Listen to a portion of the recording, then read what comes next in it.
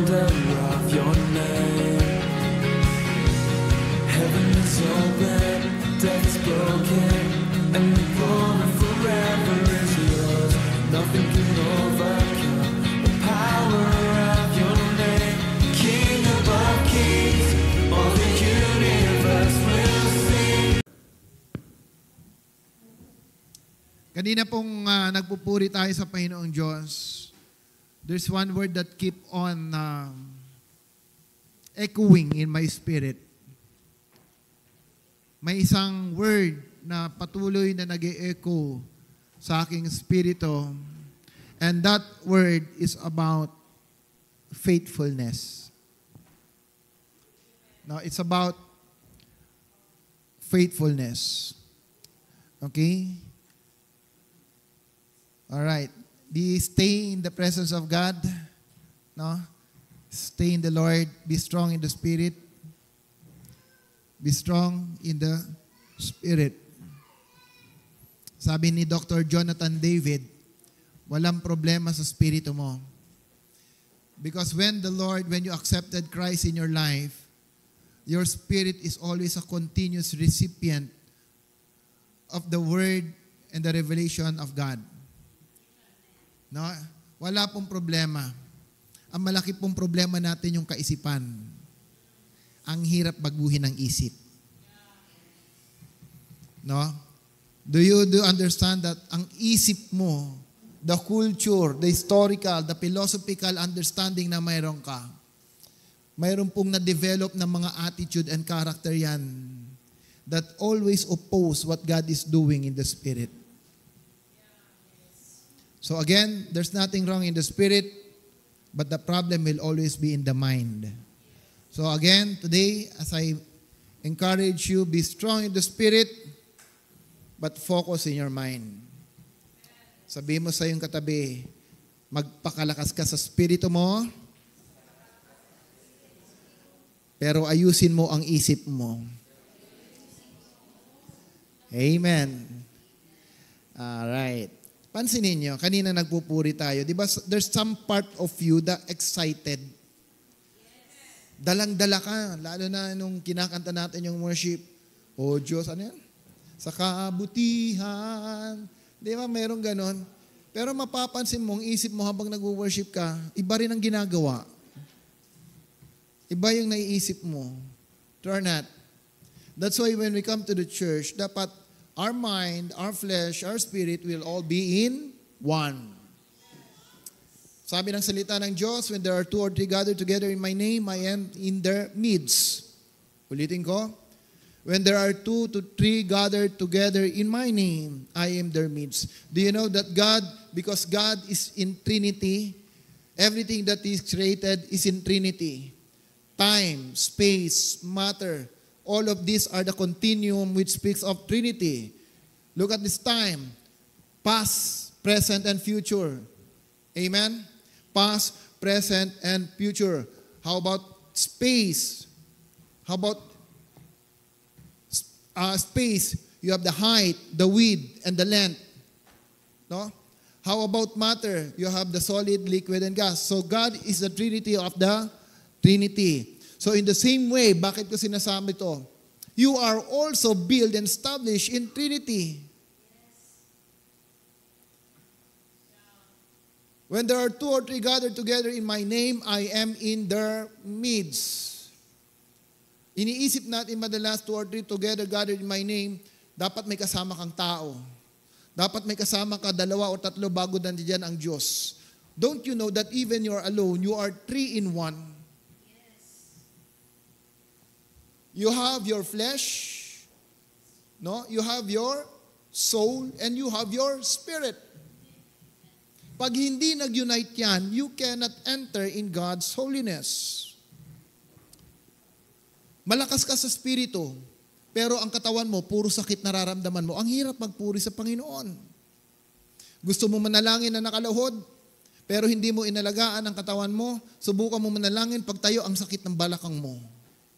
Ang sakit ng bewang mo. So you cannot enter in God's presence dahil habang nananalangin ka, nararamdaman mo yung pain. Amen? Malakas ka nga sa katawan, malakas ka sa spirito, pero ang isipan mo, which is part of the soul, kung saan-saan napupunta. Amen? Your spirit want to pray, pero ang iyong isipan, gusto lagi na sa trabaho. Gusto laging kumita. Ang isipan mo, nananalangin ka, nasa simbahan ka, ang iniisip mo kaagad galaan. Anong lulutuin mo? Amen? So, hindi sila nag-unite. So, sa sarili mo pa lang, mayroon ng conflict. Sa sarili mo pa lang, wala ng unity. Amen?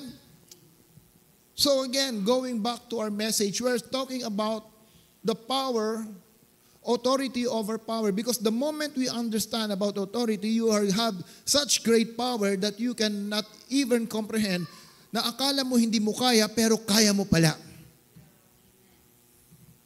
Amen? Now, one of the area of the authority that we should learn is that authority is inherent. It is inert. Ang authority na binigay ng Diyos, it is part of the attribute of God that is given to us. Mayroon kang authority to overcome. Kaya you will always be the head and not the tail. Amen? You have the power to subdue the world. God has put the enemy under your feet. You can even resist Satan because you have the authority over him. Amen. Sa mga anak po ng Diyos, we don't entertain the power of the enemy over our life. We don't entertain because we know that the enemy is already defeated. We don't entertain poverty in our life because poverty is not part of the design of the kingdom of God. Amen? We don't entertain weaknesses because we believe we can do all things through Christ who strengthens us. Pastor, bakit if this will be our position, marami ang nag-struggle? Again, it is not about the spirit, it is your mind that has the problem. It is your mind that has the problem. Authority is already inherent. And for us to act upon the authority, we should acknowledge authority upon us. What's that number one?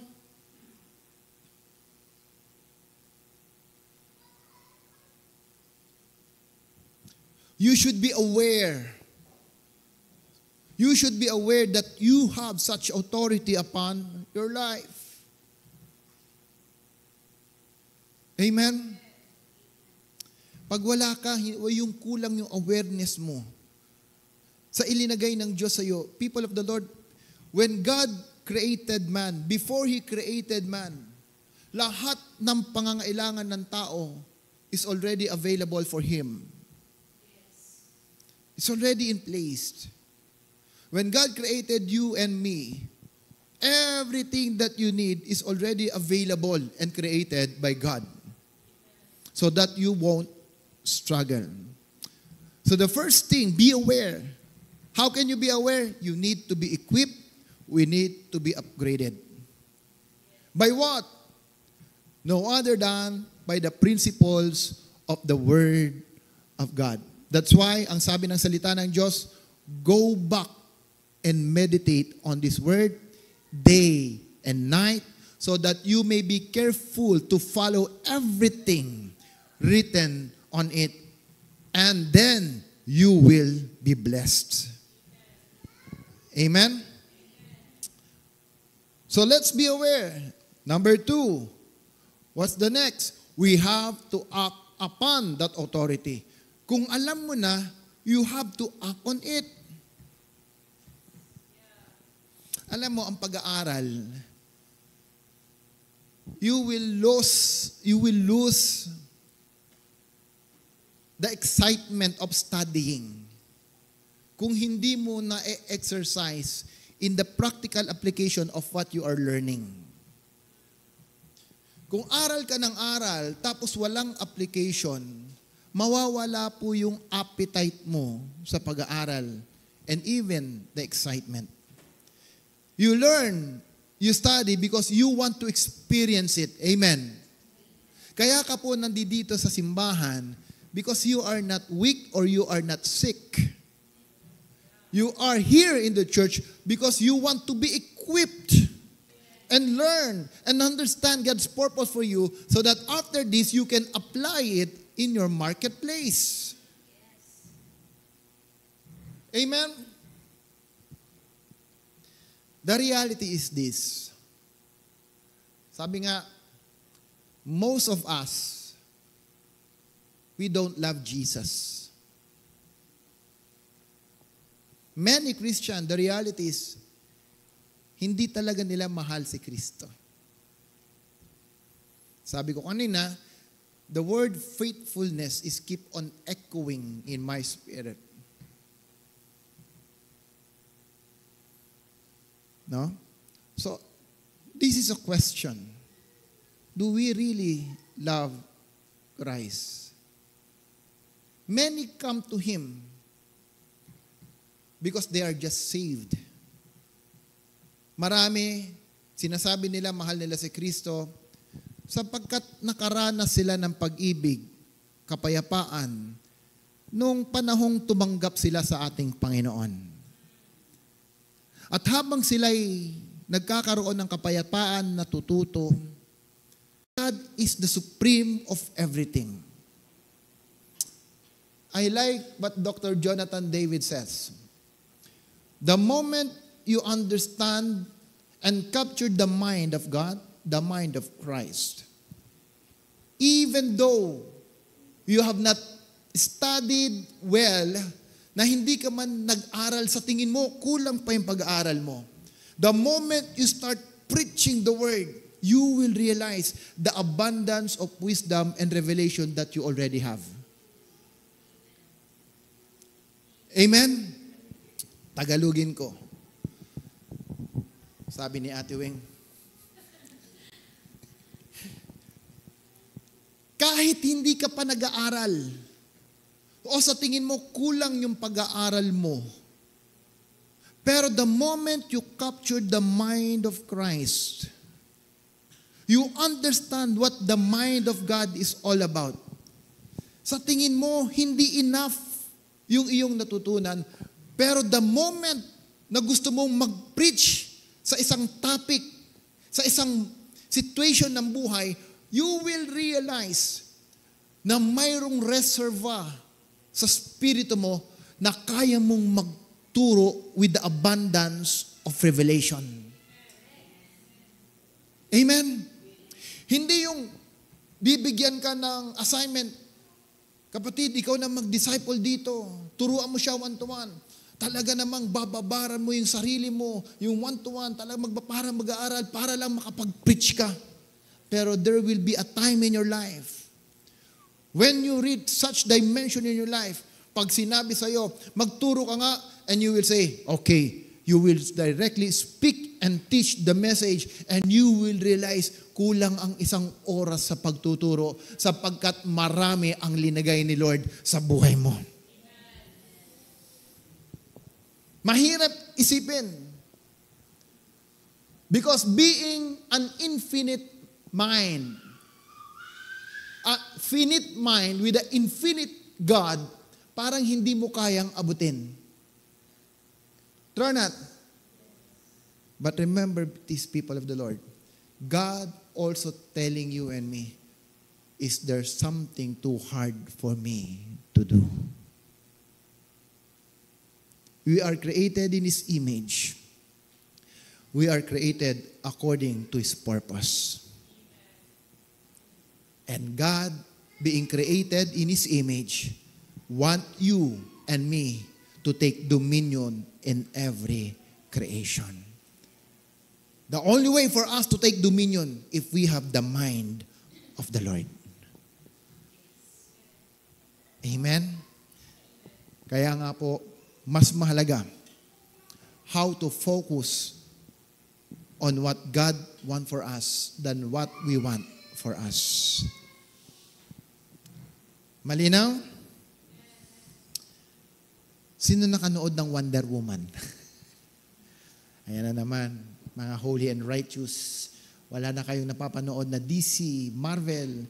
Alam nyo, there was yung scene ng Wonder Woman na yung kanilang kaaway, nagplaplano to create a bomb. Pero hindi niya maisip kung ano yung equation formula nung kanyang gagawin. Hindi mo naman pinag-aralan.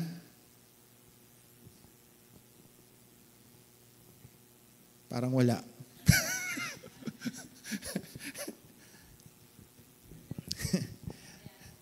Nung ako po nasa abroad, mayroon akong isang kaibigan doon, Christian din siya. Inaya ko maglaro ng basketball. Sabi ko, tara, basketball na tayo kasi may schedule kami. Well, hindi pa ako makapunta. Bakit? Sabi niya, kasi mayroon akong ginagawang proposal, business proposal, hindi ko matapos-tapos. Hindi ko matapos. I need to finish it dahil mayroon akong plano. So sabi ko, ano ba yan? Tinanong ko, tapos sinabi niya sa akin yung idea niya. So, sige kako, upuan natin. Upuan natin. Inupuan ko, ginawan ko ng presentation, pagkatapos ng 1 oras, naglaro po kami, natapos kami. Ang tanong niya sa akin, paano mo nalaman yun? Sabi ko sa niya, hindi ko alam, pero basta alam ko lang.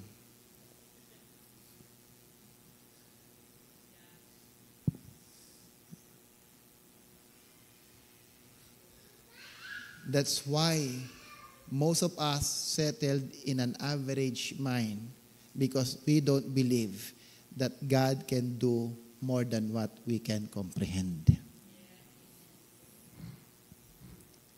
But there are people who have experiences. They are at work even without training, without proper education. They have the knowledge, the wisdom to accomplish many things. May alam sila. If they can do it, why not us? Sino nagbigay sa Israel ng wisdom in the midst of a desert? Pwede palang magkaroon ng agricultural land. Sino ang nagbigay sa Israel ng wisdom that they can improve their warfare by using artificial intelligence? Alam niyo po, ang warfare ng Israel ngayon, automatic na. Ang balita ko recently, yung missile nila, yung kanilang dome na tinatawag, laser na po ang gamit. Who gave that idea to them? It is the Lord. God can give us such idea that surpass even our own natural mind.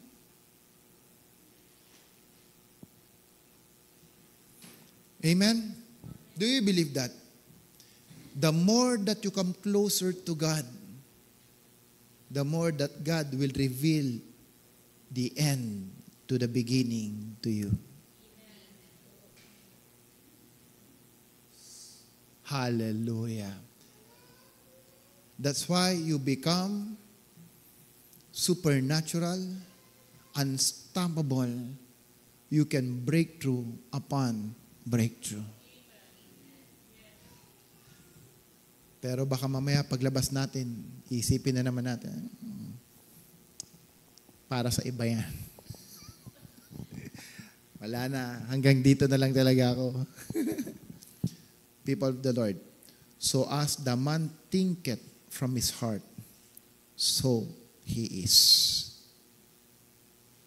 Kung ano ang iniisip mo sa puso mo, yun ka. The Bible is telling us, you have the mind of Christ. If you have the mind of Christ, you should have the idea of God. That's why, people of the Lord, you are a solution. You're a catalyst of change. Don't belittle yourself. Do not compare yourself. Do not compete with others. Find your own vision. Find your own identity. Amen? Sabi nga, ang buhay parang gulong lang yan. Minsan nasa taas, minsan nasa baba, wag lang maplat. Ang iba, naplat. Kaya hindi makausad. Amen. Inabutan ng flat tire. Well, sabi ni Lord sa'yo ngayon, hahanginan kita uli.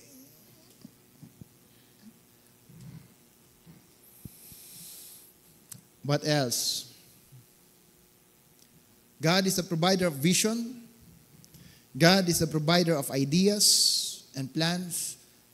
Expand ko pa po yan pagdating natin doon sa the mind of Christ. Pero gusto kong magkaroon lang kayo ng idea na, hallelujah, mas sigit pala ang plano ng Diyos sa akin kaysa sa nakikita ko.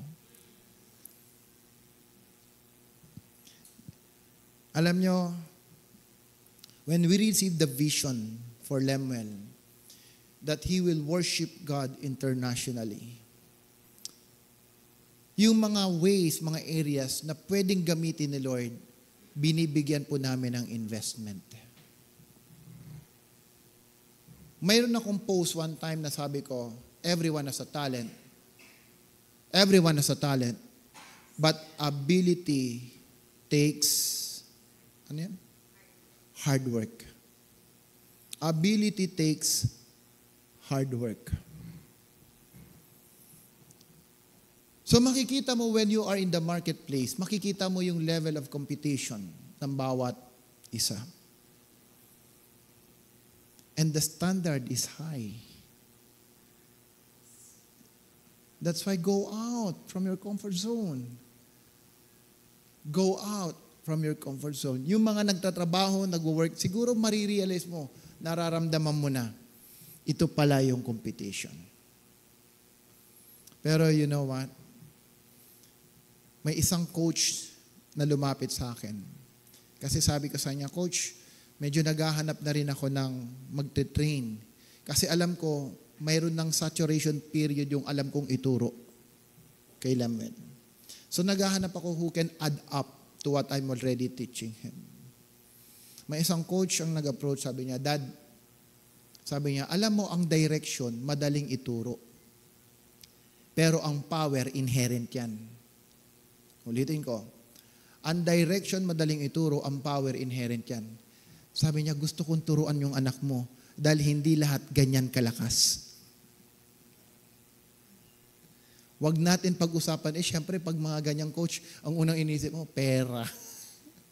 Alam mo, sabi niya, wag natin pag-usapan ng pera. Gusto ko lang siya talagang turuan. You know, when you do something na alam mo you are aligning in the vision of God, God will also connect you to the people who will help you accomplish that vision. Accomplish that vision. At sabi ko po sa inyo, at the age of Lemuel, hindi ko siya trinitrain na bata. Minsan ang nagpaparealize na lang sa akin yung mga taong nasa paligid, Dad, okay lang, bata pa yan. Oo nga, no? I stretch him. Nakakatuwa. He also knows his purpose. Uuwi kami alas 7 ng gabi, alas 8 ng gabi nagtitrain. Darating ng bahay, gagawa pa ng assignment yan. Hindi ko sasabihan, Dad, mag-advance muna ako. Wow, advance. Advance. Para sabi niya, marami ako natatapos. When you love what you are doing and you tap with your vision, you will not be burdensome. Amen?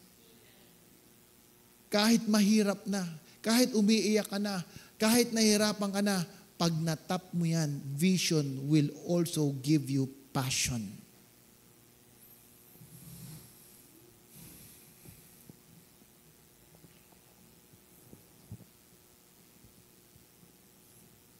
God directs our plan. God directs our plan. Number 3, when we ensure God's authority over our life, the other Ethiopia, the other ideal life that God can give us is the direction of our plan. All right. Listen. Let's open in Proverbs chapter 16, verse 9. Proverbs 16, verse 9. The mind of man plans his way, but the Lord direct his steps. Okay. Religious people always do things in prayer and do not plan at all. Religious people always do things in prayer but not plan at all. Sabi ni Dr. Jonathan David, battles are won not just by prayer but by strategies. Ulitin ko. Malito. Dahan-dahanin ko na. Alright, dadahan-dahanin ka na. Battles are won not just by prayer but by strategies. God will give you the idea. You will capture the idea. What will you do with the idea? You plan. Amen? Because if you won't plan, God will not direct anything. Ulitin ko, kung wala kang plano, ano ang deda-direct ni Lord sa'yo?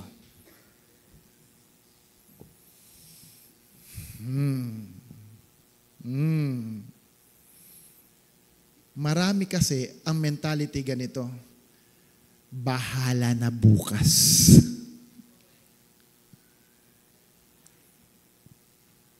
Wala man lang investment plan. Gustong magkapera, ayaw mag-invest. Pero pagdating sa luho, may pambayad. Di ba tinuruan tayo ni Pastor Wilbert? Pati nga yung paglibing dapat pinaghandaan. Dapat ngayon, hindi na lang St. Peter ang nababasa mo, ikaw din may St. Peter na. Ay, hindi, ano na nga bago mo? Yan, hindi ko na alam. Hindi ba yan yung panlinis ng sasakyan? W40. FWD. Dapat may FWD ka na rin. Pastor, ang laki ng mga investment. May mutual fund na nga. Dati ang hirap mag-invest sa stocks. Alam mo, nung ako po nasa PSC, nag-training kami about stock market. Sabi nung trainer, bakit ka pa ang hilig ng mga Pilipino magkaroon ng sariling negosyo? Ang hirap-hirap, ikaw magmamanage, ikaw magbabayad sa BIR, kailangan mo ng tao, ang dami mong gagawin. Eh kung nag-invest ka sa stocks, di owner ka ni Jollibee. May security guard daw. Ano negosyo mo? Owner ako ni Jollibee at ni Meralco. Wow, sikat. Bakit? Dahil tinulungan ng mutual fund para paliitin yung investment na kailangan mo. Plan. You want to get rich? Plan. Hindi lahat ginagastos. Pag mayroon ka negosyo, alam mo, isang natutunan kay Pastora, yung thinking na tama siya. Pag nagnegosyo ka, dapat yung negosyo, kahit papaano, paswelduhin ka. Kasi pag hindi ka pinapasweldo ng negosyo mo, akala mo lahat kita. True or not? Mayroon kami dating kasama, tuwan-tuwa siya, ang laki ng kinikita araw-araw. Tinanong namin, kamusta yung cost mo? Kamusta yung kita mo? Hindi pa namin na isama, kinompute. Pagdating noon, wala palang kita. Plan. Mag-aaral na ang anak mo, magka-college, alam mo, ang plano, piloto. Di magplano ka na paano siya magiging piloto. Huwag ka lang manalangin. Kahit mag-fasting and prayer ka pa, masasabihin ko sa iyo, without strategy and planning, pagdating ng panahon, maghahanap ka pa rin ng pambayad ng tuition fee niya. Pastor, hindi ko kasi kaya eh. Mahal. Kaya nga binigyan ka ni Lord ng ideas to plan. Kaya binigyan ka ng pagkakataon na paghandaan because nakita na ni Lord yung ending. Hinahanda ko yung anak ko para dito. So, sino ang nagiging obstruction sa destiny? Ikaw bilang magulang.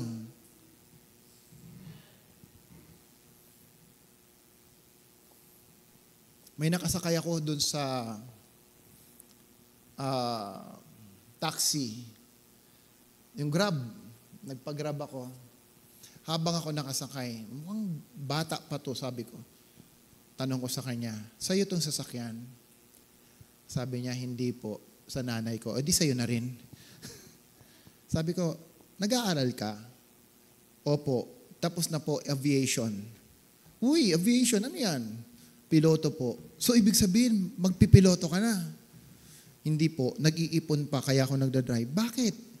Kasi po yung pambayad sa flying, aabutin ng 3 million para daw siya makapag-fly. Tapos ka na, magbabayad ka pa. So after mo magbayad ng 3 million, sabi ko, tanong ko, so pwede ka na mag-drive, mag-pilot ng passenger airline. Hindi pa po, kailangan pa rin ng flying hour. Ganon. Sabi ko sa kanya, ito suggestion ko. Mag-apply ka ng Air Force. Pagdating mo sa Air Force, mag-aral ka ng flying, libre na, may sweldo ka pa. Sabi kasi ng mga tito ko, mahirap daw eh. Tignan mo. Mayroon kang kamag-anak na Air Force? Meron po, pero mahirap daw. Alam mo, kuya, sabi ko, hindi ka pa nagsisimula, failure ka na. Bakit hindi mo muna subukan?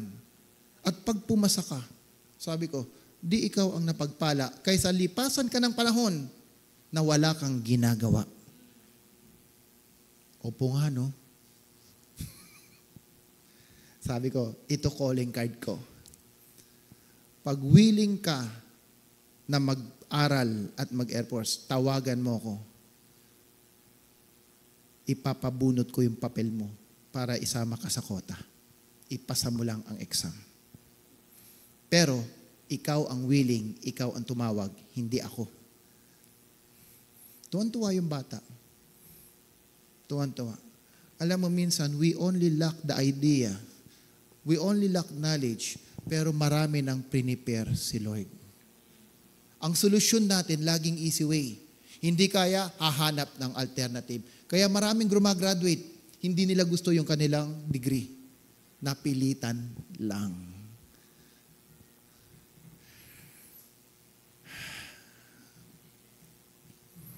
The mind of the man plan his way, but the Lord direct his steps. How to plan? Laging iniisip natin yung smart. Yan, simple smart. Ano yung smart? Number 1, S, specific. Huwag kang magplano na alam mo, yung kukunin mo ay buwan. Iba nagplaplano, hallelujah. Parang tinanong ni Pastor Wilson, ano yung gusto mo? Gusto ko pong kunin ang 7 Dragon Ball, pambihira. Pag nagplano ka, apply. Be specific. Alam mo, nung kami po ni Pastora nagplano ng PhilClean, alam na namin kung ano yung kaya lang namin gawin. Alam na namin yung connection namin. Alam na namin kung sino yung market namin. Alam ko na kung saan ako kukuha ng product. Nung nagplaplano kami, we think as a businessman. We plan. Mayroon ngayon mga nagplaplano. Ang daming plano, wala namang ginagawa. Kasi hindi nila alam yung specific. Alam mo, pag ang tao, ang dami nang naiisip na gustong gawin, lito na yan. Remember the principle, if you have many options, there's always confusion. Bakit ba tayo nalilito? Dahil lagi ka may option. Ang gusto nating option, laging easy way. Laging yung madali. Ayaw mo ng mahirap. But I've learned something about 20-80 principle. I don't focus on the 80%. I only focus on the 20%. And I give time to the 20%. Why? Because the 20% will give me the maximum impact rather than 80%. Kahit nga ang church, 20%, okay lang. Kahit papano, may impact na ginagawa. Biruin mo, ang dami mong member, mga impactita naman. Di ba sakit sa ulo nun? Ang dami mga member, mga leaders mo, they are the one directing you. They are the one causing commotions inside the house. Hindi mo maitimon. Ang hirap ayusin, may sariling paninindigan. Pambira, pag ganyan ang ministry, ayaw ako. Wala kang crown. Paano mo sasabihin sasabihin yung sinabi ni Paul, you are my joy and my crown. Pagtingin mo pa lang, para bang iba na yung tingin mo sa kanya, nagbabagong anyo. Paano mo sasabihin that my church is my joy and my crown kung habang iniisip mo, ang daming pasaway? Ang gagaling nga. Wala ka namang authority to direct them, to guide them. Alam mo, nakaka-frustrate na pag ang puso mo gusto mong ayusin yung tao, pero yung tao alam mong ayaw magpaayos. It's such a frustrating for the ministry.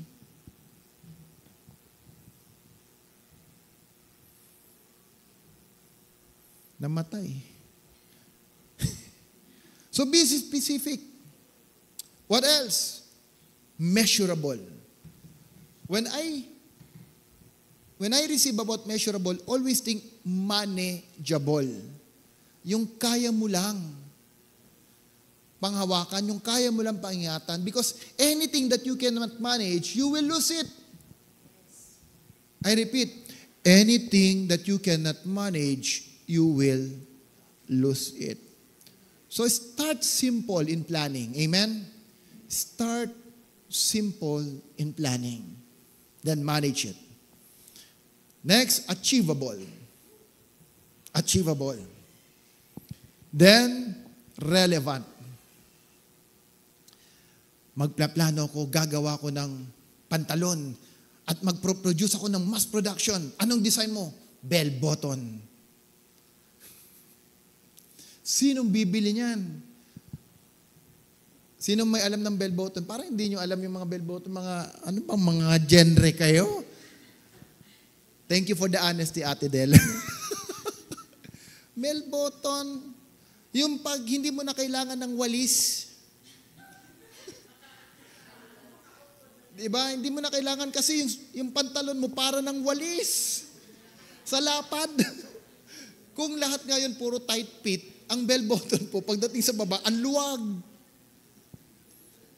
Hindi pa minsan magsusuot ako dito para naman ma-aware kayo. Elephant.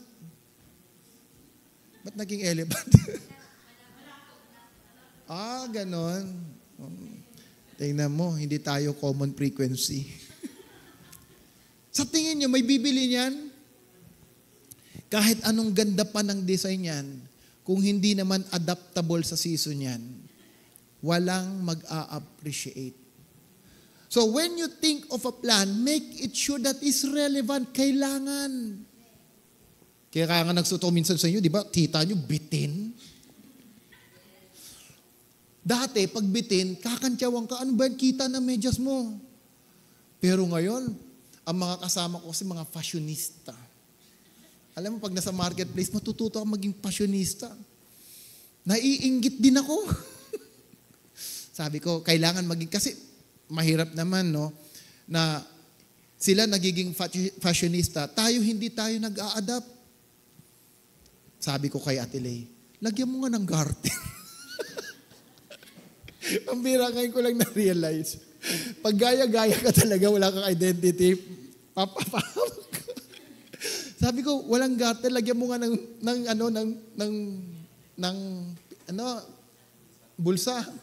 Parang may hindi tama ka. parang may hindi tama. May bulsa nga. Masaya ako may bulsa, may garter nga. Pero ang garter na linagay niya, pang shorts.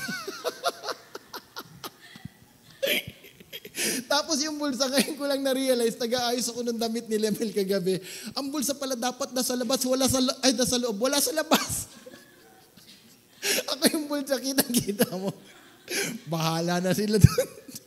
Sabi nga, unang magkamali ka, hindi mo kasalanan yon. Pag inulit mo, malaking kasalanan na yon. Amen. So nakakatawa rin naman. No? So you need to be relevant. Even the message of the Lord, it needs to be the now word. It needs to be relevant. Amen.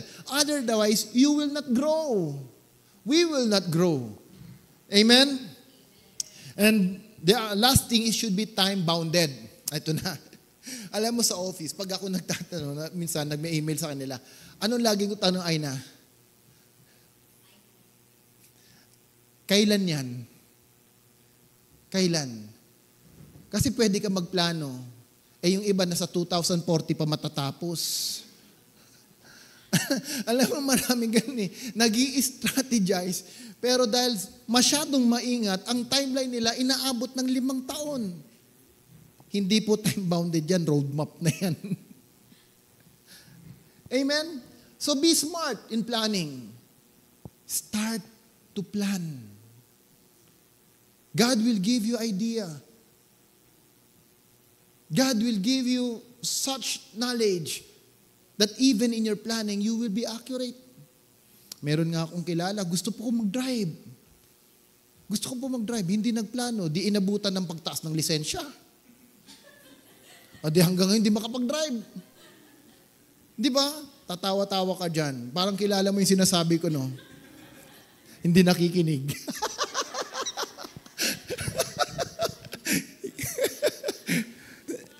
Di ba? Kasi walang timeline. Come what may, suntok sa buwan. Mayroon kaming trainee na tao talagang totally, alam mo, parang kung ako lang tatanggap, hindi papasa sa akin. Pero alam mo, ang puso ng isang ina, mahabagin eh. Tinanggap ni Pastora. Sabi ko, kaya mo. Talagang micromanage. Pero bilib ako sa kanya, marunong manggaya. Alam niya kung ano yung gusto niya. Sinabi namin, kailangan mo mag-drive. Hindi tumagal 1 buwan, marunong mag-drive. Nung natuto mag-drive, pinalabas namin. Nag-take kami ng risk. Ngayon, pastora na siya. Maganda na rin ang buhay niya. Why? He learned and she knows how to adapt. What do you want? What's your plan 5 years from now? Gusto ko po maging manager. Hallelujah. Expert on this area. Titignan mo araw-araw, wala namang nagbabago. Hindi nag-aaral. Hindi nagtitrain. Lumipas na yung 5 years. Tapos na nga pandemic eh. Ganun pa rin. Why? Dahil hindi siya time-bounded.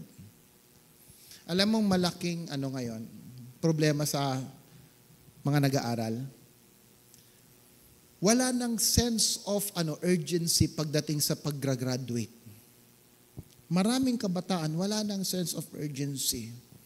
Nung kami po nag-aaral, talagang pag ang high school hanggang 4 years, dapat 4 years tapos na. Pag ang college mo nag-aral, 5 years, dapat within 5 years or earlier, dapat tapos ka na. Dahil pakiramdam namin or mayroon kaming perception na pag ikaw nag-extend ka, for example, 5 years, inabot ka ng 6 years, mahirapan ka magtrabaho dahil questionin yung 1 taon na hindi ka graduate. Buti sana kung lahat ng dahilan pares ni Kuya Jean. Madalas sa dahilan, nakakatamad mag-aral eh. Ang hirap po eh. That's a problem. Wala naman supposedly issue. Tanungin mo, kailan ka graduate? Basta po. Ha? Hindi mo alam. They lack the sense of urgency. Kaya maraming kabataan, laro ng laro.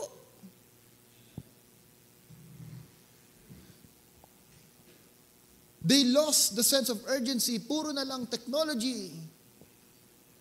Binibigyan pa ng panahon yung paglalaro. Kaya alam niyo po, maganda involve ang mga anak sa sports. Nung na-involve si Lemuel sa sports, nakita ko na wala yung appetite niya sa mga technology. Hindi na siya ganun passionate sa mga technology. Yes, naglalaro pa rin. Pero not too much na. Pero yung mga walang vision, hindi naiintindihan yung calling, ang bihira. 12:00 na ng gabi, nagko-computer pa. Baka gumagawa ng thesis, sana nga.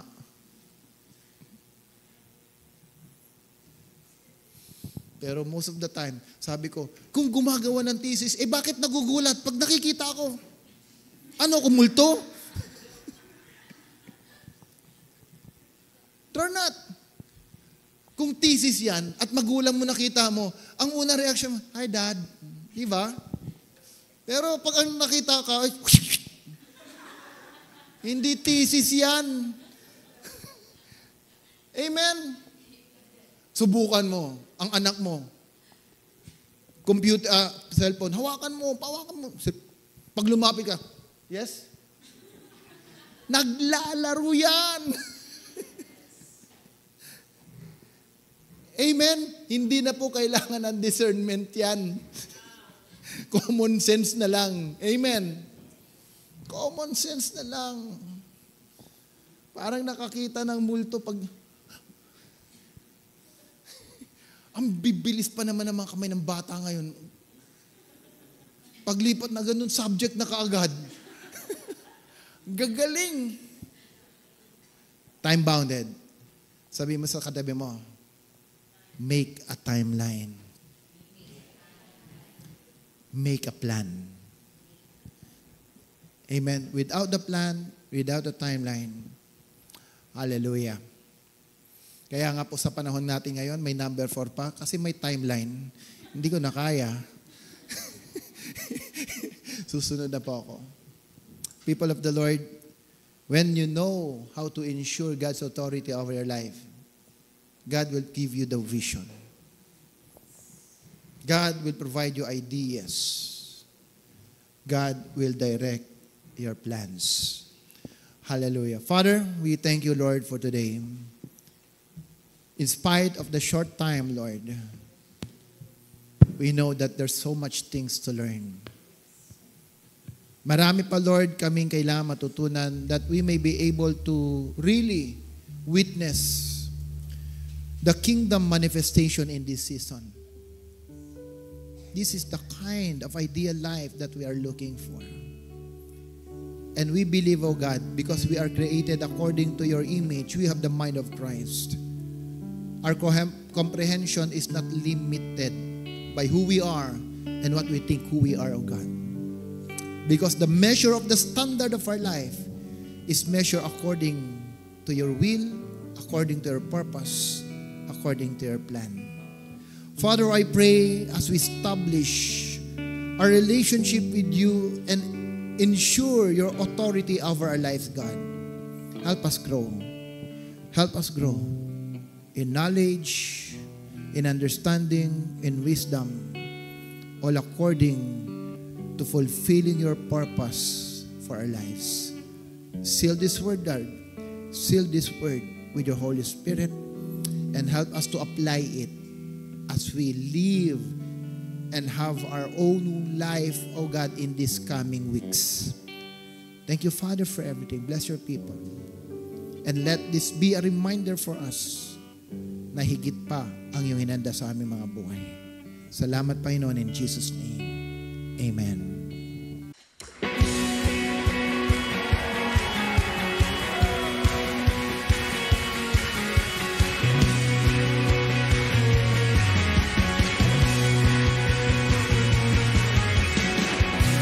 Yours is the kingdom.